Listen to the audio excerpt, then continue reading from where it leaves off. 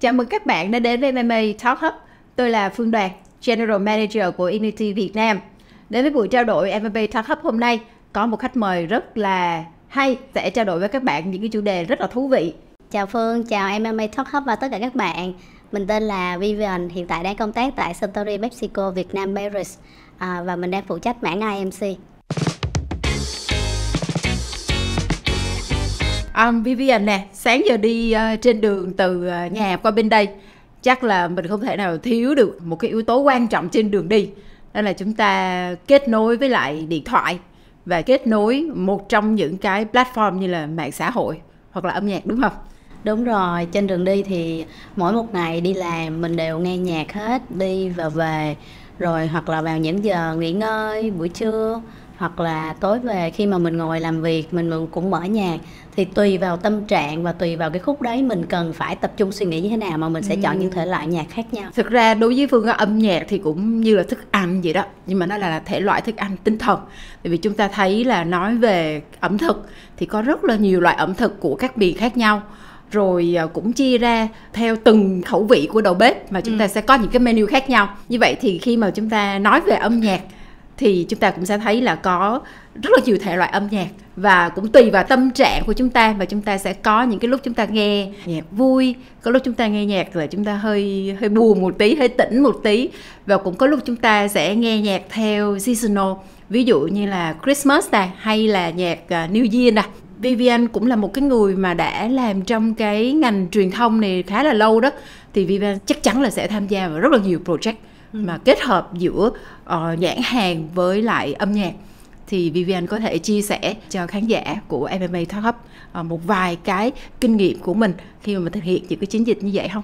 Nếu như mà mình nói những cái kinh nghiệm mà thực hiện chiến dịch âm nhạc thì đúng là mình cũng đã làm rất là nhiều chiến dịch, và mình thấy để có thể đem lại chiến dịch thành công thì điều đầu tiên sẽ nhắc đến đó là nghệ sĩ. Nghệ sĩ có chính là cái người mà sẽ thực hiện cái âm nhạc đấy, hát biểu diễn trong tác phẩm âm nhạc. Thứ hai là yếu tố về hòa âm phối khí, âm thanh nhạc điệu như thế nào, có phù hợp với lại thị hiếu của người tiêu dùng hay không. Và thứ ba là mình sẽ nói đến một cái yếu tố là đúng thời điểm. Mình hay nói là right time, right moment, đúng không?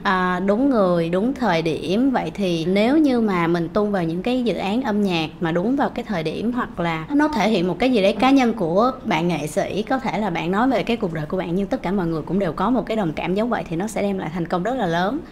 Và thật ra mình thấy là tất cả những thành công hoặc là tất cả những tác phẩm thì đằng sau nó phải luôn có một cái yếu tố rất là quan trọng, đó chính là insight. Nếu như mà họ không có insight về thị trường, không hiểu về khán giả, không hiểu về mình, điểm mạnh của mình là như thế nào để mình có thể làm, thì cái tác phẩm đấy nó sẽ không bao giờ có thể mà lan tỏa được rộng rãi. Insight nè, nghệ sĩ nè. Vậy thì giữa hai cái yếu tố này, khi mà chúng ta quyết định chọn một cái bạn đồng hành cho cái chiến dịch về music của mình, thì theo Vivian, yếu tố nào đến đầu tiên? Mình nghĩ tất cả mọi kết quả, tất cả mọi dự án nó phải bắt nguồn từ insight. Nếu như không có một cái độ hiểu về thị trường nè, về thị hiếu của khán giả, cũng như là về những cái mà mình có thể đáp ứng được cho nhu cầu, nó không có giao thoa của ba cái vòng tròn như vậy thì nó sẽ không bao giờ có một dự án thành công hết. Tại vì mình cũng có thể nói giống như là những bạn mà làm trên những nền tảng social đi, họ không phải là ca sĩ thật sự, nhưng họ có một cái insight về nền tảng nó rất hay, những tác phẩm của họ ra vẫn đem lại được gọi là sự đón nhận của khán giả rất là tốt luôn. Thì nói về âm nhạc thì chúng ta đã tìm được insight rồi, đúng không? Vậy thì cái việc mà chúng ta chọn cái nền tảng để chúng ta phát hành cái âm nhạc của chúng ta, cái bản nhạc của chúng ta, nó cũng rất quan trọng. Thì Vivian thấy là thị trường ở Việt Nam mình đó là mình có như là Zing MP3 nè, nhạc của Tui nè, Spotify, thậm chí là YouTube cũng là một trong những cái nền tảng phát hành âm nhạc khá tốt. Là một người đã làm nhiều cái chiến dịch, tham gia vào nhiều cái chiến dịch như vậy, thì Vivian thấy là việc chúng ta lan tỏa cái sản phẩm âm nhạc đó đa kênh hay là đơn kênh thì nó sẽ tốt cho cái chiến dịch của mình hơn. Thật ra bây giờ mình nói về công nghệ marketing là công nghệ vị nhân sinh, con người là làm nền tảng, thì mình sẽ nói về câu chuyện là đa kênh, là omni channel. Do đó mà mình sẽ không thể nào chọn một nền tảng. Nhưng mà có một con số cũng khá hay và thú vị, đó là Mọi người khi nhắc đến âm nhạc, mọi người sẽ nhớ đến Zing Spotify hoặc là nhạc của tôi đầu tiên, đúng không ạ? Zing và nhạc của tôi là những nền tảng do người Việt Nam tạo ra, Spotify thì nước ngoài. Nhưng mọi người đã quên đi một điều là thật ra cái số lượng mà người dùng sử dụng mà gọi là nghe nhạc và coi những cái video, music video trên YouTube là lớn nhất. Do đó mà mình thấy là một dự án âm nhạc, kể cả là của nghệ sĩ hoặc là của brand, khi họ tung thì nền tảng đầu tiên nó giống như kiểu là cái chính đó, nền tảng chính đó chính là YouTube. Và sau đó rồi thì họ sẽ tung tiếp trên những nền tảng khác. Tại vì rõ ràng khi mà Phương thích một bài nhạc nào đấy, đúng không? Mà nó là MV thì thật ra không phải lúc nào mình cũng có thể mở cái điện thoại YouTube full để mình coi trên màn hình YouTube. Thật ra cũng có cách đấy, nhưng mà bạn cũng sẽ muốn là làm sao mình có thể nghe audio để mình có thể là lái xe, di chuyển ở đâu mình cũng cảm thấy rất là tiện, không cần phải mở điện thoại ra. Thì sau đấy thì thường họ sẽ tiếp tục đăng cái bản audio trên những nền tảng âm thanh, ví dụ như là Zing, ví dụ như là Spotify hoặc nhạc của tôi, vì những nền tảng đó nó đang hỗ trợ cho cái việc mọi người có thể nghe mà không có cần phải mở màn hình ra. Và đồng thời trên Zing họ cũng có thể để MV. Đấy, có nghĩa là tùy theo, và thậm chí có một nền tảng mà bây giờ mọi người cũng hay dùng để nghe nhạc, đó là TikTok. Đó, thì mình thấy là khi mà một MV tung ra thì thường là đa kênh sẽ đem lại hiệu quả hơn. Tại vì người dùng có thể trong một giờ này họ ở Zing, giờ sau họ lại qua TikTok, giờ nữa họ lại ở YouTube, và giờ sau họ lại vào Spotify. Mình không biết được họ ở đâu. Vậy rồi. Thì mình phải tạo ra một cái chất liệu ở tất cả mọi nơi để họ ở đâu họ cũng đều có thể đón nhận được sản phẩm của mình. Sự kết hợp giữa các nền tảng phát hành âm nhạc cũng như là các cái nền tảng về mạng xã hội trong một cái chiến dịch truyền thông mà mình sử dụng music là cái hero asset. Thì Vivian có những cái nhận định hay là có những cái công thức nào hay mà có thể chia sẻ được cho khán giả được không? Khi mà mình nói về sự kết hợp giữa các nền tảng đa kênh á, thì mình sẽ thấy rõ ràng á là cái gì nó cũng có giống như kiểu cái đồ thị hình sin, đúng không? Nó có lên và nó có xuống. Vậy thì mình làm sao để có thể tạo được cái điểm rơi đầu tiên của mình là cái điểm lên khi mà mình tung ra sản phẩm âm nhạc. Sau đó nó rớt xuống từ từ là tùy theo thị hiếu của người dùng. Và mọi người biết một cái trend, thậm chí bây giờ nhiều khi nó chỉ có 3 ngày đến 1 tuần thôi. Nó không có sống quá lâu. Vậy thì nếu như mà mình kết hợp nhiều nền tảng thì mình phải làm sao để gọi là giữ được cái nhiệt nó luôn ở trên cao. Thì mình thấy là những năm trước đây thì mọi người hay làm những cái hình thức giống như là parody hoặc là cover. Và càng nhiều người cover thì cái bài hát nó càng được nổi. Tại vì fan của rất là nhiều nghệ sĩ, họ muốn nghe cái bài hát nổi đấy bằng chính cái chất giọng của nghệ sĩ của họ. Do đó mà nó sẽ càng được nổi hơn. Giống như hồi xưa bài Độ Ta Không Độ Nàng đấy, rất là nổi đình đám luôn. Và mình nghĩ là ngoài ra nó sẽ còn thêm những cái yếu tố, ví dụ như là thảo luận. Có nghĩa là mọi người thảo luận hoặc là mọi người chia sẻ trên mạng xã hội, mọi người truyền tai nhau, nó chính là word of mouth. Thì nếu mà nó mà càng lớn á, thì cái mức độ mà lan tỏa của mình sẽ càng ngày càng rộng hơn, và tác phẩm âm nhạc của mình có thể là nó sẽ đứng ở trên đỉnh được lâu hơn, có thể là 1 tháng, 2 tháng hoặc 3 tháng. Và thật ra là nó có những cái yếu tố như này nè, không phải ai cũng ở trên đỉnh mãi mãi, cũng có lúc đi xuống, nhưng tùy thời điểm họ lại lên lại. Giống như những bài hát mà về Giáng sinh hoặc là về Tết, mình thấy năm nào mình cũng nghe đi nghe lại, nhưng cái cách mà họ nghe của năm sau là cái chất giọng cũng như là cái tone and mood, hòa âm phối khí nó cũng khác hơn. Đó chính là những thể loại remix. Và remix theo đúng độ tuổi nha. Độ tuổi của mình á thì remix kiểu khác, còn các bạn trẻ thì lại được một nhóm nghệ sĩ remix theo một kiểu khác nữa. Do đó mà nó luôn sống mãi. Tại vì âm nhạc đó là một món ăn tinh thần, và món ăn nó thiệt sự không bao giờ bị gọi là bị ngán hết á. Đúng là sắc màu của âm nhạc thì chúng ta thấy là rất là đa dạng. Nó tùy vào mỗi năm, mỗi trend và cái sự cập nhật của cái nền âm nhạc để cho ra được những cái bản phái sinh âm nhạc khác nhau. Thì nghệ sĩ luôn luôn là cái người gần như là quyết định cho cái sự thành công của một cái tác phẩm âm nhạc mà một cái nhãn hàng muốn hợp tác. Thì Phương thấy là có nhiều nghệ sĩ cái tầm ảnh hưởng của họ trên thế giới như là Beyoncé nè, hay là Katy Perry nè, hay là Jennifer Lopez đi chẳng hạn. Thì những cái nghệ sĩ này á, những cái gì mà họ mặc ở trên người trong cái MV, họ nói, họ mention ở trong cái MV thì sẽ trở nên một cái topic và thảo luận chứ không bao giờ là cạn kiệt cả, và thậm chí là còn cháy hàng luôn. Ở thị trường Việt Nam thì Phương cũng thấy có một vài nghệ sĩ cũng làm được như vậy. Ví dụ như mình thấy có Sơn Tùng MTP hoặc là Mỹ Tâm chẳng hạn, thì Vivian có thấy là cái sự hợp tác với đúng nghệ sĩ có đem lại được cho cái nhãn hàng một cái sức hút về mặt truyền thông và sức hút về mặt là business result hay không? Phương mention đến một cái điều rất là hay giữa câu chuyện mà nghệ sĩ, những cái trang phục họ mặc cũng như là bài hát họ đem ra, thì đấy chính là cái câu chuyện mình gọi là co-branding, collaboration. Và bây giờ giới trẻ họ rất là thích cái câu chuyện là brand collab với nhau. Có một MV, có một dự án, đó là cả một cái quá trình blending ở bên dưới của chính người nghệ sĩ đấy. Chẳng hạn như họ sẽ đi chào với các bên nhãn hàng thời trang: tôi sắp có MV nè, các anh chị có muốn tài trợ hay không? Hoặc là một cái địa điểm nào đấy. Nhưng thật ra có thể nó không phải là trong cái intention với Bộ Văn hóa, du lịch, nhưng mà đó cũng là một cách mà họ muốn hướng đến. Họ tìm những cái mới cho giới trẻ.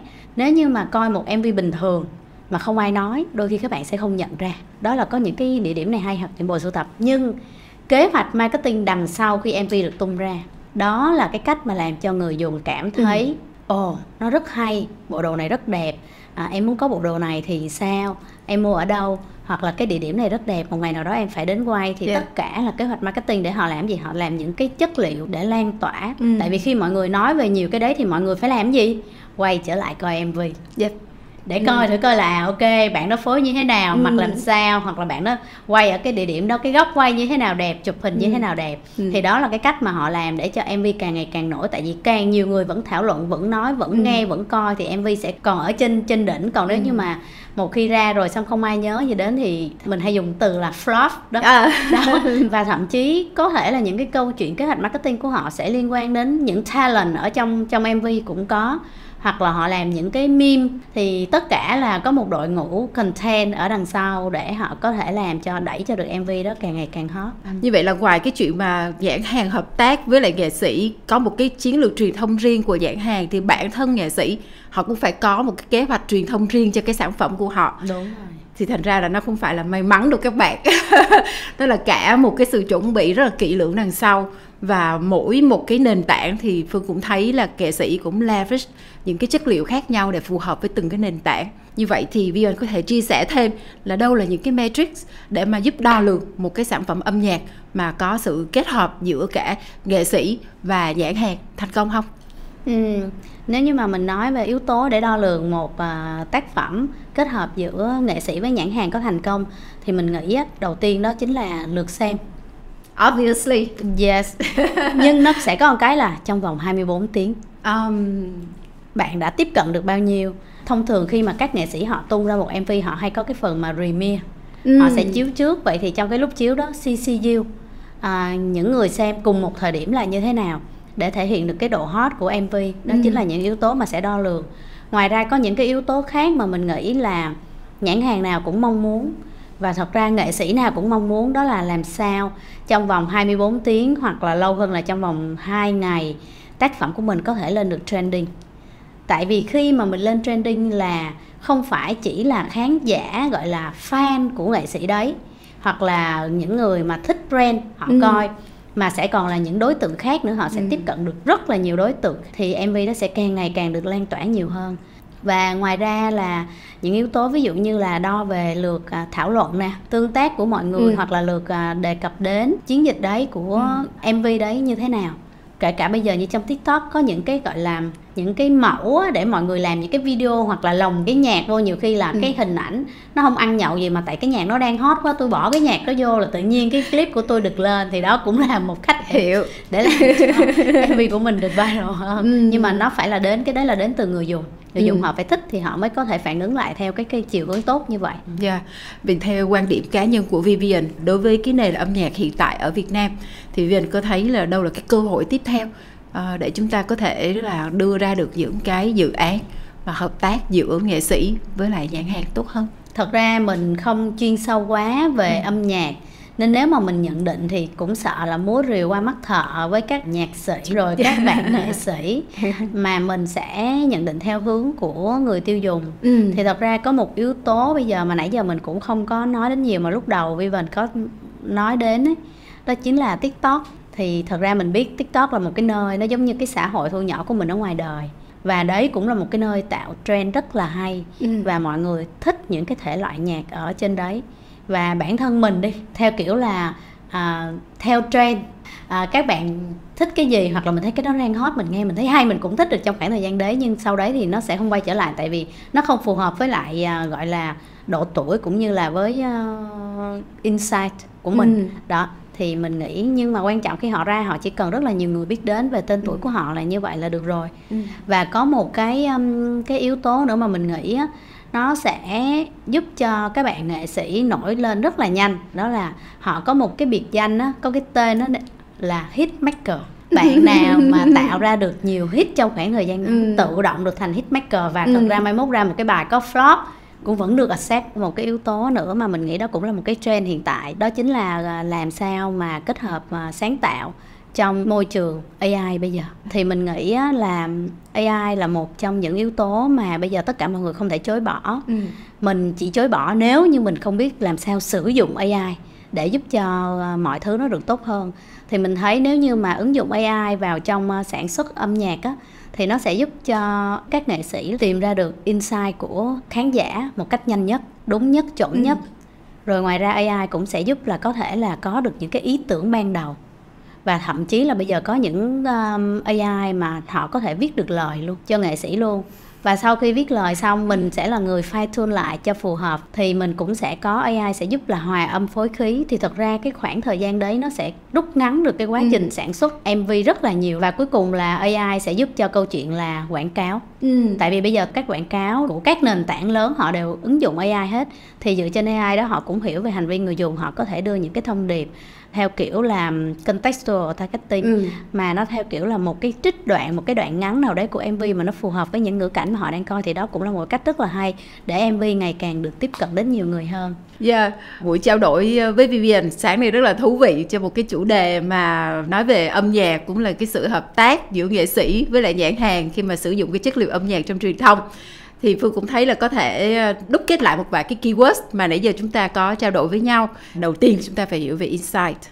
Thứ hai là chúng ta phải chọn đúng cái nghệ sĩ mà có một cái kế hoạch và phát triển cái sản phẩm âm nhạc đồng hành được với nhãn hàng.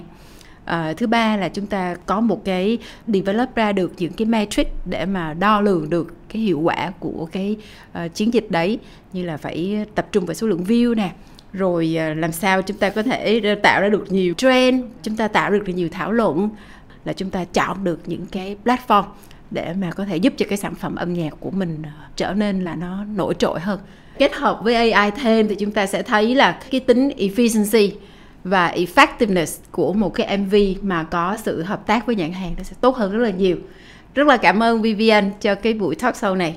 Cảm ơn Phương, cảm ơn MMA Talk đã cho Vivian có một cơ hội ngồi ở đây chia sẻ cùng các bạn, và chúc các bạn thật là nhiều sức khỏe, có thêm được nhiều thông tin để mình có thể tiếp tục trên con đường sự nghiệp. Xin chào.